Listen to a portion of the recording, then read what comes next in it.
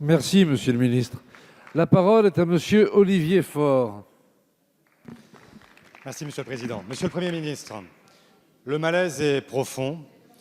Il y a 5 ans, le chanteur Renaud embrassait un flic. Comment, depuis, en sommes-nous arrivés à cette rupture de confiance entre nos concitoyens et ceux qui les protègent, parfois même au péril de leur vie?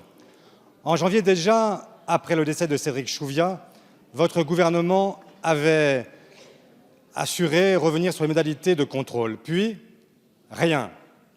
Après être resté sourd à toutes nos alertes pendant 2 ans, votre ministre de l'Intérieur a enfin fait un pas de côté hier.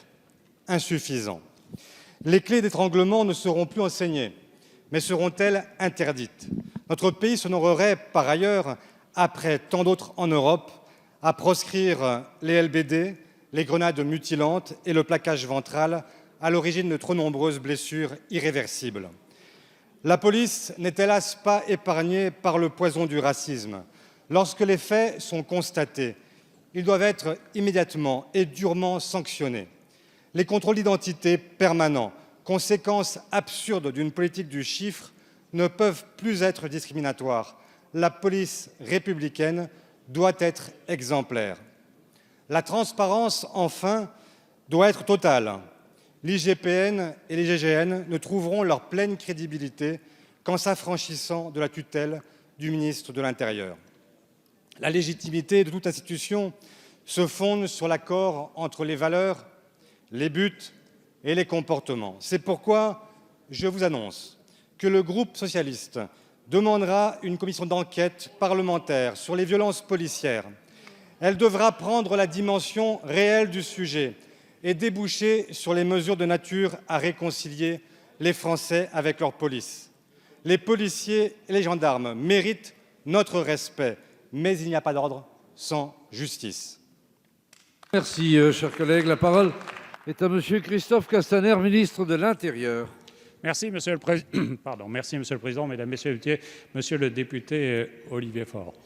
Le maintien de l'ordre, la sécurité publique, ce rapport entre la police et nos citoyens et la citoyenneté sont quelque chose d'éminemment sérieux, qui implique notamment d'avoir un peu de mémoire.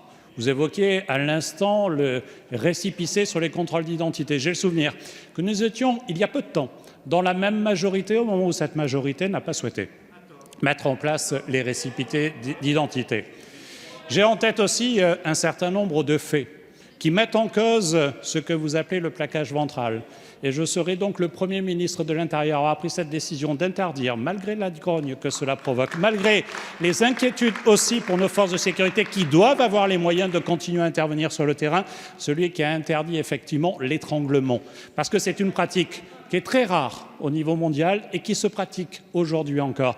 Et donc j'ai pris la décision que très vite, nos forces soient formées pour substituer d'autres méthodes d'intervention avec d'autres moyens d'intervention. Et je pense, Monsieur le député, que c'est une vraie avancée dont vous pourriez à la fois la saluer et peut-être même être un peu fier d'avoir contribué à cette avancée-là. Monsieur le député, je crois qu'il est essentiel de non pas stigmatiser, mais de soutenir aussi nos forces de sécurité. Non, Monsieur le député, il n'y a pas de rupture de confiance. Non, Monsieur le député, il n'y a pas de rupture de confiance entre les Français et la police. Aujourd'hui, une très large majorité de Français soutient la police. Et c'est cela la réalité. Il y a peu de temps, une étude réalisée par l'université Savoie-Mont-Blanc indiquait que 82% des 13 000 personnes qui ont été testées confirmaient leur soutien net, clair et franc à la police. Mais cela n'empêche pas, Monsieur le député, que nous soyons particulièrement exigeants. Et c'est cette exigence que je porte. Parce que je soutiens la police, j'attends d'elle qu'elle soit exemplaire. Et je lui en donne les moyens, Monsieur le député. Merci, Monsieur.